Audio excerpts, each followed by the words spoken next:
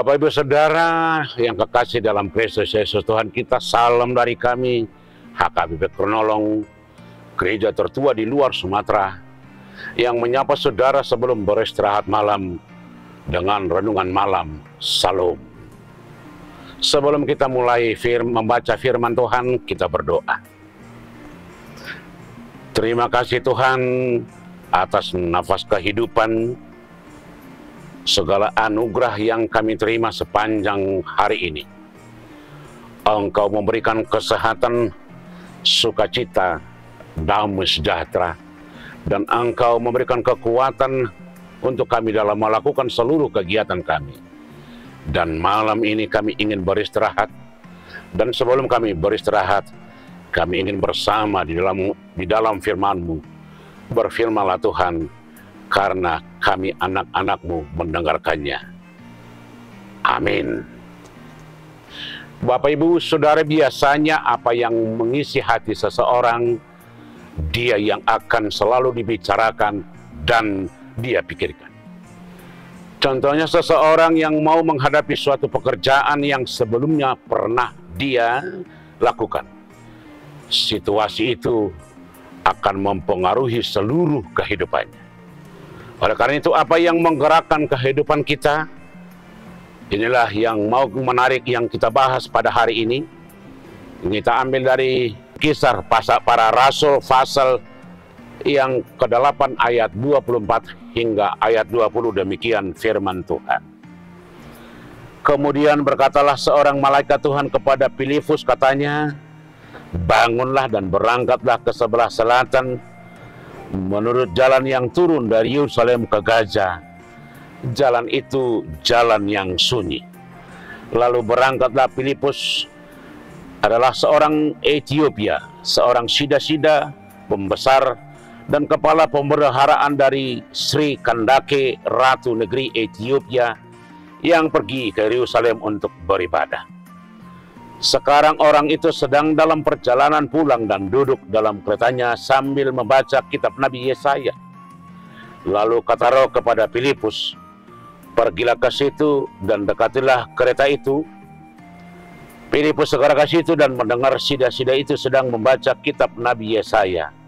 Kata Filipus, mengertikah Tuhan apa yang Tuhan baca itu? Jawabnya, bagaimana aku dapat mengerti kalau tidak ada yang membimbing aku? Lalu ia meminta Filipus naik dan duduk di sampingnya. Nas yang dibacanya itu berbunyi seperti berikut. Seperti seekor domba ia dibawa ke pembantaian, dan seperti anak domba yang keluh di depan orang yang menggunting bulunya, demikianlah ia membuka mulutnya. Dalam kehinaannya berlangsunglah hukumannya. Siapakah yang menceritakan asal-usulnya? Sebab nyawanya diambil dari bumi. Maka kata sida-sida itu kepada Filipus, aku bertanya kepadamu, tentang siapakah Nabi berkata demikian? Tentang dirinya sendiri atau tentang orang lain? Maka mulailah Filipus berbicara, dan bertolak dari nas itu ia memberitakan Injil Yesus kepadanya. Mereka melanjutkan perjalanan mereka dan tiba di suatu tempat yang ada air. Lalu kata sida-sida itu, lihat, di situ ada air. Apakah halangannya jika aku dibaptis? Sahut Filipus, jika Tuhan percaya dengan segenap hati, boleh. Jawabnya, aku percaya bahwa Yesus Kristus adalah anak Allah. Lalu orang Ethiopia itu menyuruh menghentikan kereta itu, dan keduanya turun ke dalam air, baik Filipus maupun sida-sida itu, dan Filipus membaptis dia. Dan setelah mereka keluar dari air, Roh Tuhan tiba-tiba melarikan Filipus, dan sida-sida itu tidak melihatnya lagi. Ia meneruskan perjalanannya dengan sukacita. Tetapi ternyata Filipus ada di Asdod. Ia berjalan melalui daerah itu dan memberitakan Injil di semua kota sampai ia tiba di Kaisarea. Dan ayat pembimbing bagi kita hari ini kita ambil dari ayat yang ke-37. Berkata demikian, jika Tuhan percaya dengan segenap hati, boleh. Jawabnya, aku percaya bahwa Yesus adalah anak Allah. Saudara-saudara, ini adalah ajakan yang sangat relevan pada masa kini, di tengah banyaknya pemahaman dan pemaknaan akan hidup. Apa yang menggerakkan kehidupan? Ini pertanyaan yang harus kita jawab. Karena ada orang yang digerakkan oleh rasa bersalah, menghabiskan waktu dan hidup hanya dalam penyesalan dan rasa malu. Orang-orang yang digerakkan rasa bersalah dimanipulasi oleh ingatan-ingatan masa lalu, lalu menghukum diri. Ada orang yang digerakkan kebencian dan kemarahan, yang selalu mempertahankan pengalaman rasa sakit hati, akibatnya melukai diri sendiri. Ada orang yang digerakkan oleh rasa takut, mungkin karena kegagalan masa lalu, akibatnya adalah traumatis. Tetapi ada juga orang yang digerakkan oleh materialistis. Keinginannya hanya untuk memiliki, akibatnya jiwa rakus dan tidak terpenuhi. Dan ada orang yang digerakkan oleh kebutuhan akan pengakuan, ingin dipuja, dihargai, akibatnya seluruh kehidupannya ditentukan oleh orang lain. Saudara-saudara, dan saat ini firman Tuhan mengajarkan bahwa hidup orang percaya harus bermakna dan mempunyai tujuan. Bagaimana Filipus disuruh Tuhan untuk membimbing seorang sida-sida dari Ethiopia yang selalu bergumul tentang tujuan hidupnya. Lalu Filipus menuntun orang tersebut kepada kebenaran dengan percaya kepada Yesus. Bagi orang beriman di mana segala sesuatu dipahami sebagai anugerah, baik suka atau duka, baik pengalaman masa lalu atau rasa sakit hati, semuanya ini akan memampukan seseorang melihat secara jernih kehidupan.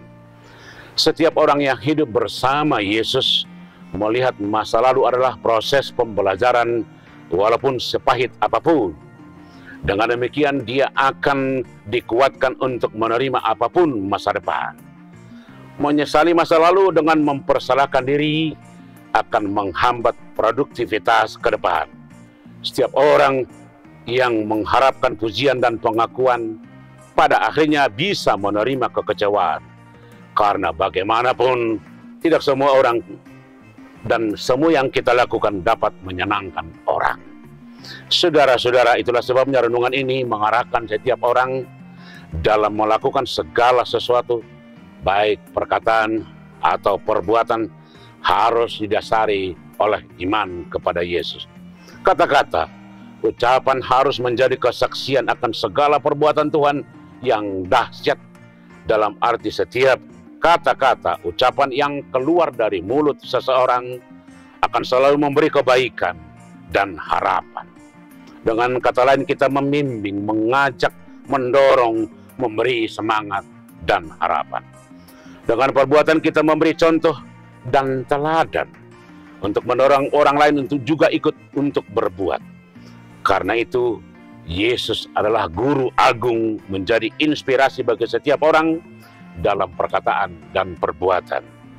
Melalui firman yang kita baca dan dengar, bagaimana setiap kata-kata yang diucapkan Yesus selalu memberi kelegaan, memberi kesembuhan serta memulihkan. Semua yang dilakukan oleh Yesus semuanya mengarah kepada bagaimana mewujudkan cinta kasih Tuhan yang besar. Amin. Kita berdoa. Terima kasih Bapa di sorga, di dalam Yesus Kristus Tuhan kami, untuk semua anugerah yang kami terima dan untuk malam yang akan kami jalan. Jaga dan lindungi kami sepanjang malam ini.